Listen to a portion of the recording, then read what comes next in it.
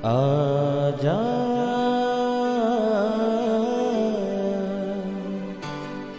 प्रभु यीशु के दर आजा, जीवन मिलेगा तुझे। आजा आजा प्रभु यीशु के दर आजा, जीवन मिलेगा तुझे। आजा आजा आजा आजा।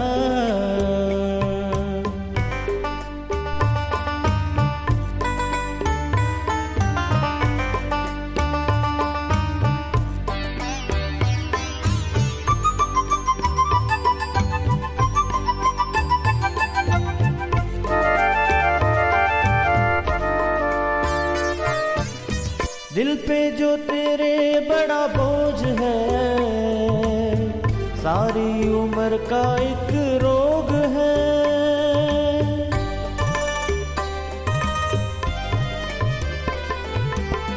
दिल पे जो तेरे बड़ा बोझ है, सारी उम्र का एक रोग है। क्यों नहीं आता यीशु पास तू, ताकि न रहे फिर उदास तू। क्यों नहीं आता यीशु पास तू, ताकि न रहे फिर उदास तू। आजा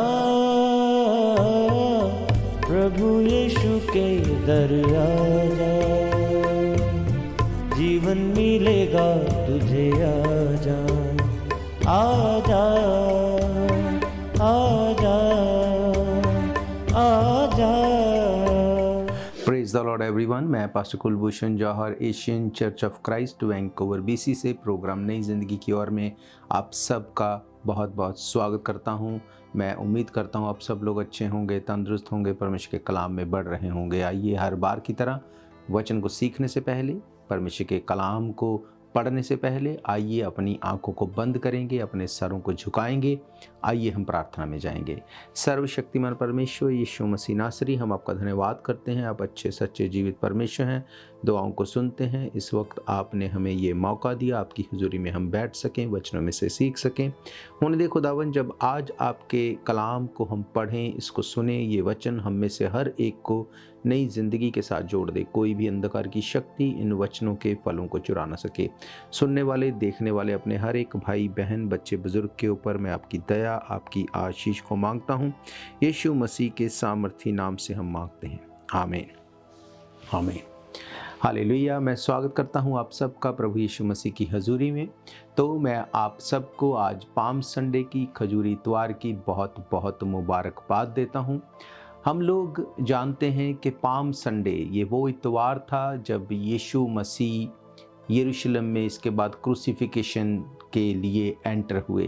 क्रूसिफिकेशन से पहले जब यरूशलेम में यीशु मसीह एंटर हुए, उस इतवार को हम पाम संडे करके मनाते हैं। आज हम देखेंगे वचन में से कि ये पाम संडे हमारी लाइफ के साथ कैसे रिलेट करता है।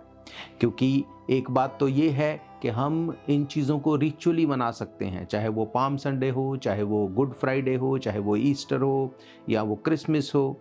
कोई भी अगर ऐसे दिन को हम सेलिब्रेट करते हैं जस्ट अ रिचुअल, क्योंकि हमें पता है कि हमें इसको विश करना है, वो एक अलग बात है।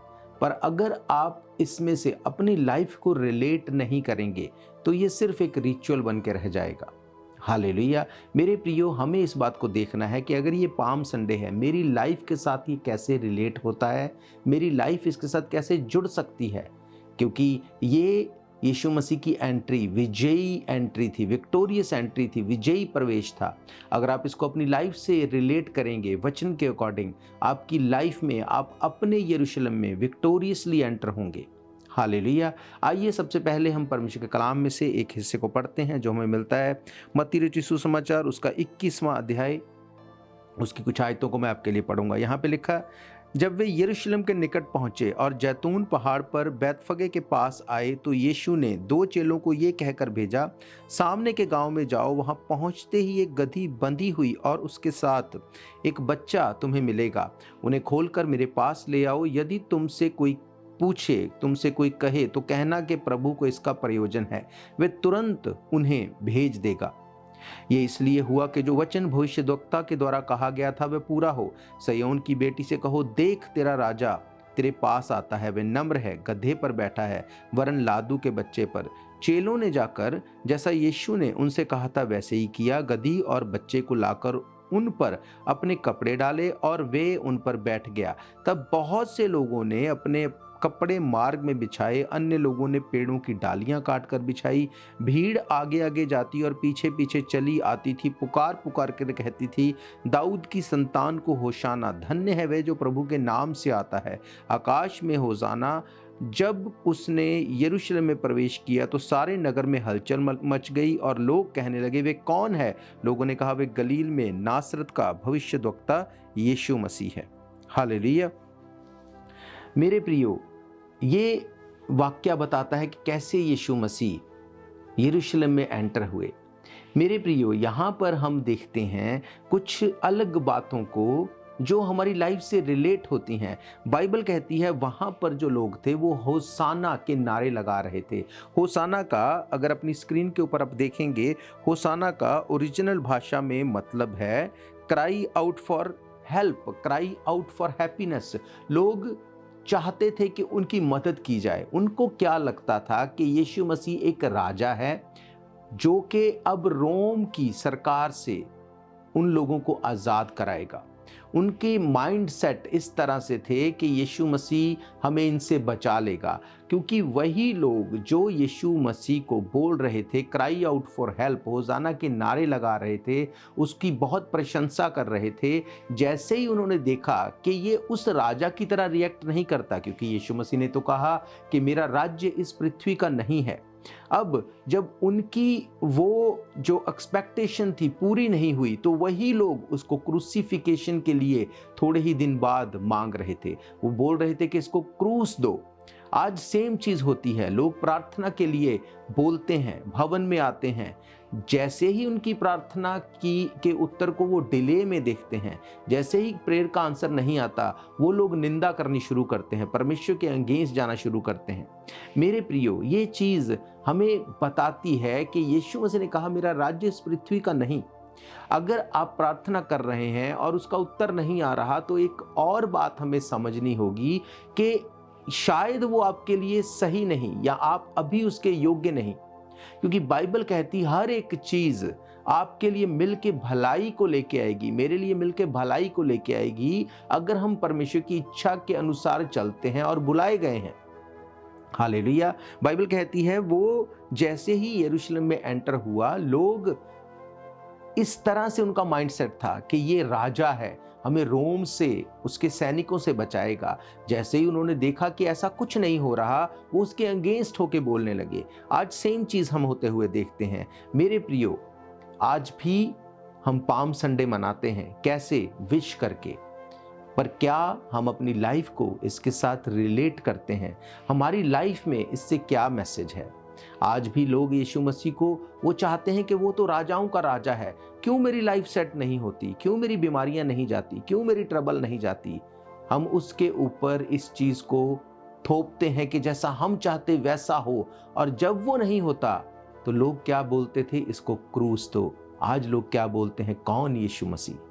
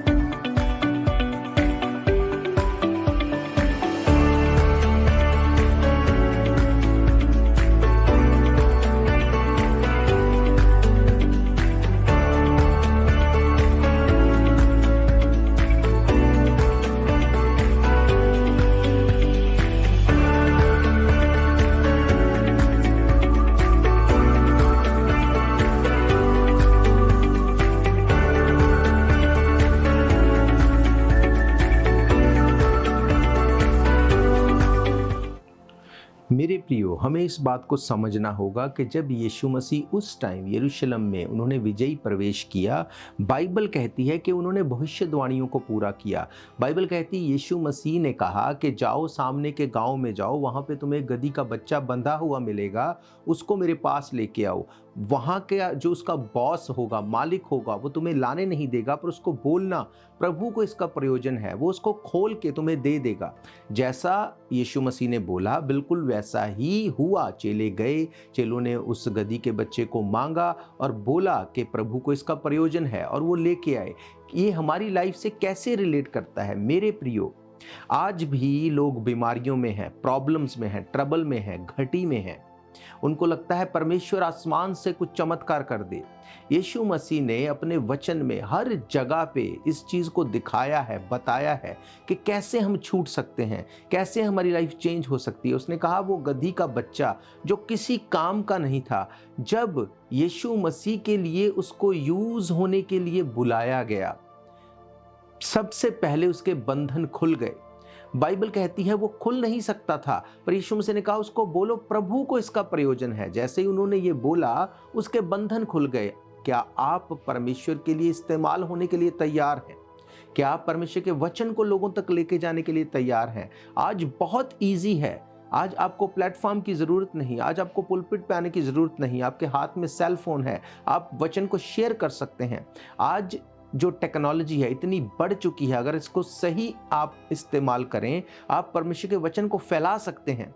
मैं आपको अक्सर बताता हूं कि चर्च जो है 9-10 भाषाओं में, अलग अलग भाषाओं में प्रचार कर रहा है। वीडियोस बनती हैं फेसबुक पे, टिकटॉक पे, हर एक सोशल मीडिया के माध्यम से, टीवी से, रेडियो से आप उसको शेयर कर सकते हैं। जब आप ऐसा करेंगे, आप वचन का प्रचार कर रहे हैं।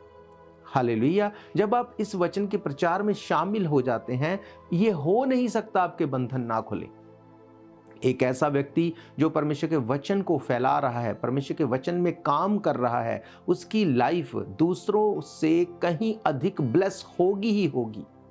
हालेलुया। बाइबल कहती है उसके बंधन खुल गए, जो पहले कभी नहीं खुल सकते थे इस तरह से। जैसे ही उसने ये डिसाइड किया कि हाँ प्रभु को इसका प्रयोजन है, मुझे इसको देना है, उसके बंधन खुल गए। यीशु मसीह उसके ऊपर बैठे, और जैसे यीशु मसीह जा रहे थे, जैसे यीशु मसीह का ऑनर हो रहा था, उस गधे का भी ऑनर हो रहा था। उसने कभी सोचा नहीं होगा। आपको क्या लगता है कि वही गधा अगर नेक्स्ट डे उसी जगह से निकला होगा, क्या किसी ने उसको पूछा होगा? नहीं। पर उस दिन क्यों? क्योंकि यीशु मसीह उसके ऊपर थे, यीशु मसीह उसके साथ थे, क्योंकि वो यीशु मसीह के प्रचार के लिए अपने आप को देने को तैयार था।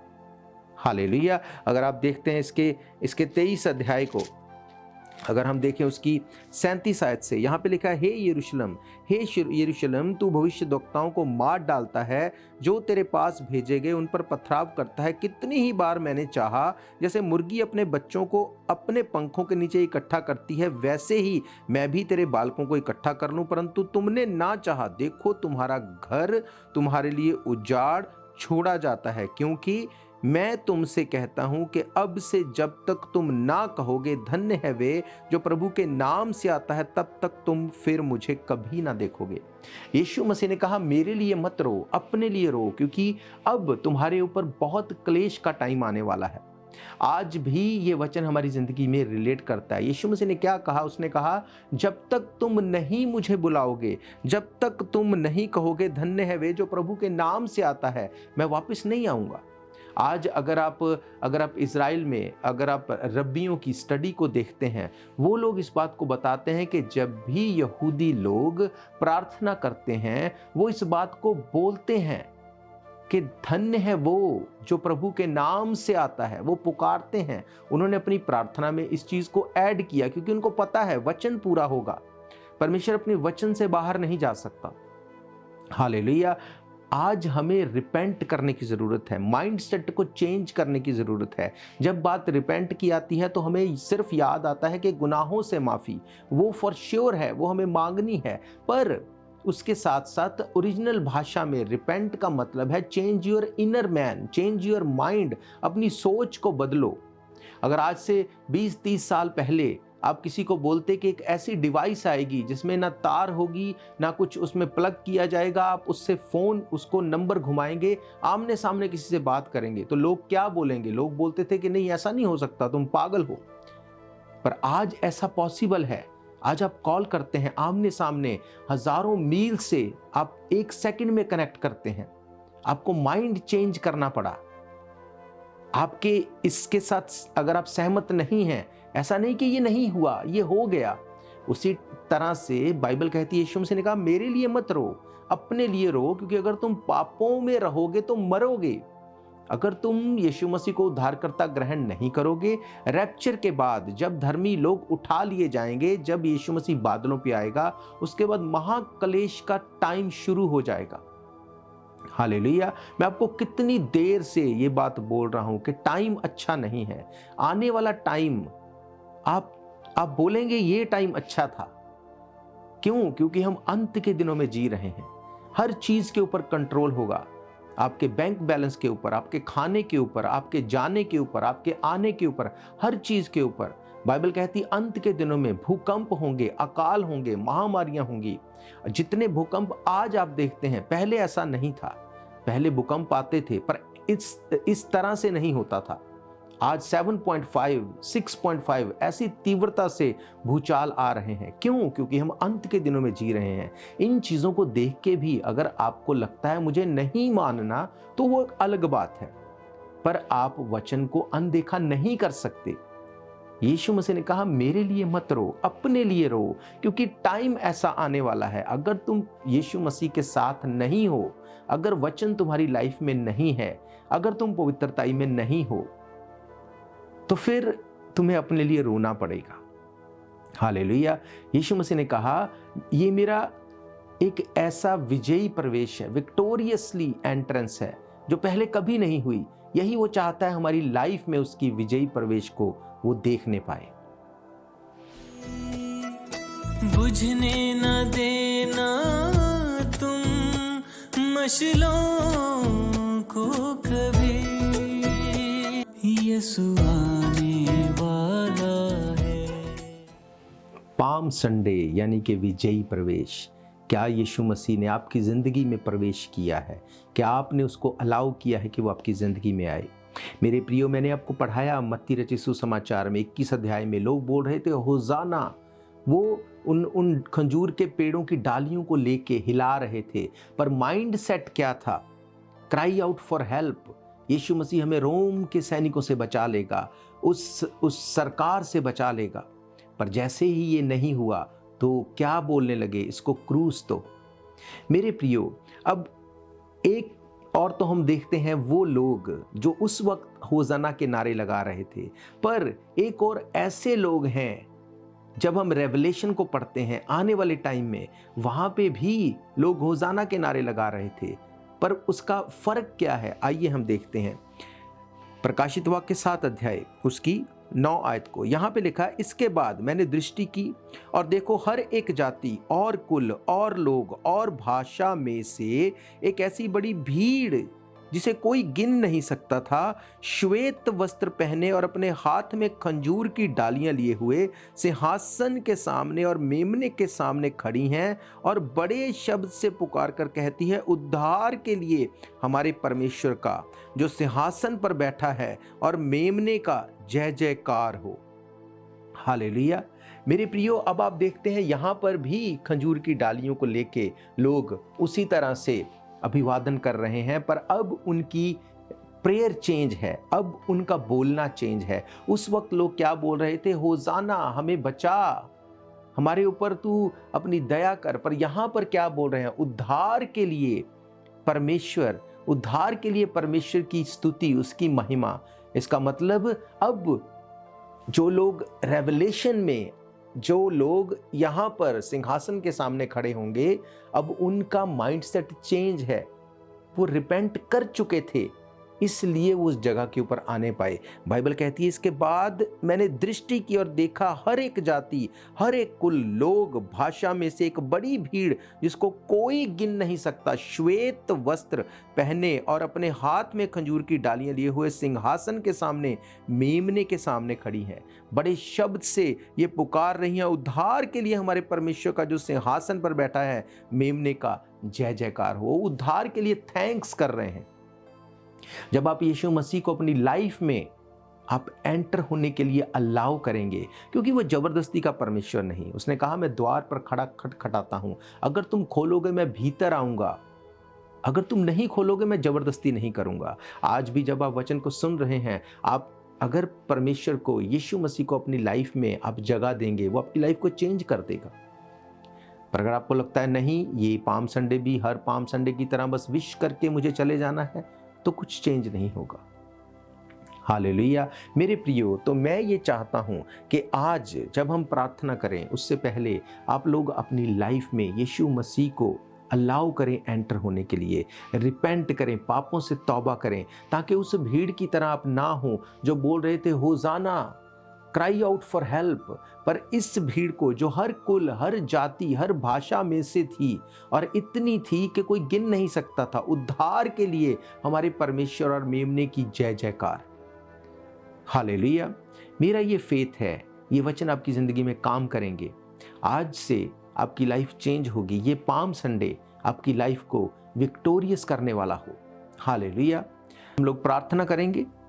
आप लोग जिन्होंने अब तक प्रभु यीशु मसीह को अपना उद्धारकर्ता ग्रहण नहीं किया, पापों से तौबा नहीं की, मैं आपके लिए दुआ करूंगा। आप इस प्रार्थना को मेरे पीछे दोहराएंगे, उसके बाद मैं आप सबके लिए दुआ करूंगा। सर्वशक्तिमान परमेश्वर, आज आपके कलाम में से हमने ये देखा है कि आप जीवित परमेश्वर हैं। आपने जैसे यरूशलेम में विक्टोरियसली प्रवेश किया, आज मैं आपको आमंत्रित करता हूं, मेरी लाइफ में आप प्रवेश करें। मैं अपने गुनाहों से तौबा करता हूं, तौबा करती हूं। अपने पापों को मैं छोड़ता हूं, छोड़ती हूं। आप मेरे गुनाहों को माफ़ करें। आप मेरे पापों से मुझे क्षमा दें, अपने लहू से मुझे धोएं और पवित्र करें। मैं आपको अपना उद्धारकर्ता ग्रहण करती हूँ, क्योंकि बाइबल कहती है आप पाप से नफरत करते हैं, पर पापी अगर पाप को छोड़ दे आप उससे प्रेम करते हैं। खुदावंद मेरी ज़िंदगी में आए, मेरी ज़िंदगी में प्रवेश करें और मेरी लाइफ को विक्टोरियस कर दें। यीशु मसीह के सामर्थी नाम से हम मांगते हैं, आमीन आमीन हालेलुया। तो मेरा ये फेथ है, आज से आपकी लाइफ चेंज होगी। आप पाप को मना करेंगे और परमेश्वर के वचन के साथ जुड़े रहेंगे। मैं आप सबके लिए दुआ करूंगा।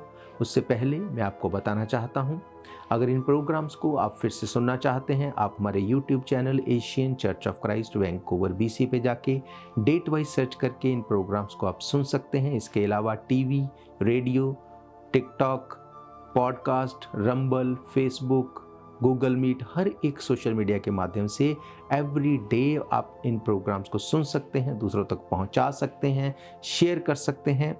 इसके अलावा हर इतवार दोपहर 1 बजे हम परमेश्वर के भवन में मिलते हैं। भवन में आके भी आप सभा को अटेंड कर सकते हैं। महीने के हर पहले सैटरडे संडे 24 घंटे की चेन प्रेयर होती है, उस प्रेयर में भी आप अपनी रिक्वेस्ट को भेज सकते हैं। और इसके अलावा मैं बताना चाहता हूं, इस 18 अप्रैल को हम लोग गुड फ्राइडे सेलिब्रेट करेंगे, 20 अप्रैल को हम ईस्टर सेलिब्रेट करेंगे, सेम जगह के ऊपर सेम टाइम पे 1 बजे। तो आप सब लोग आमंत्रित हैं। अपनी आंखों को बंद करो, मैं आप सबके लिए दुआ करूंगा। सर्वशक्तिमान परमेश्वर यीशु मसीह नासरी, मैं धन्यवाद करता हूं इस पाम संडे के लिए, जब आपने खुदावंद यरूशलेम में विजयी प्रवेश किया और अपने शैतान को हराया। आज खुदावंद इन सब की जिंदगियों में आप विजयी प्रवेश करें। हर बीमारी को, हर मौत को, हर ट्रबल को आप हरा के ख़त्म करके आप फिनिश कर दें इनकी ज़िंदगियों से। खुदावंद इनकी ज़िंदगियां सेम ना रहे। मैं प्रार्थना करता हूं खुदावंद, जैसे पिता परमेश्वर आपका वचन कहता है, जिसने यीशु मसीह को मुर्दों में से जिलाया, अगर उसका आत्मा तुझ में वास करता है, तेरी हर एक मरी हुई चीज़ को, मरनहार देह को क्यों नहीं छुड़ाएगा, क्यों नहीं जीवित करेगा। खुदावंद मेरी ये प्रार्थना है, आज इनकी हर बीमारी गिरे, ट्रबल गिरे, प्रॉब्लम गिरे और ये जीवित परमेश्वर की सामर्थ को देख लेने पाएँ। खुदावंद इनसे बात कर, महान परमेश्वर गवाहियाँ हर एक की लाइफ का हिस्सा हो। यीशु मसीह के सामर्थी नाम से हम मांगते हैं, आमीन आमीन। हालेलुया। तो मेरा ये फेथ है, ये वचन आपकी ज़िंदगी में काम करेंगे। आज से आप प्रार्थना करेंगे, आप वचन को पढ़ेंगे, परमेश्वर के भवन में आएंगे, पाप को मना करेंगे, क्योंकि अपने शरीर के ऊपर आपको कंट्रोल रखना है।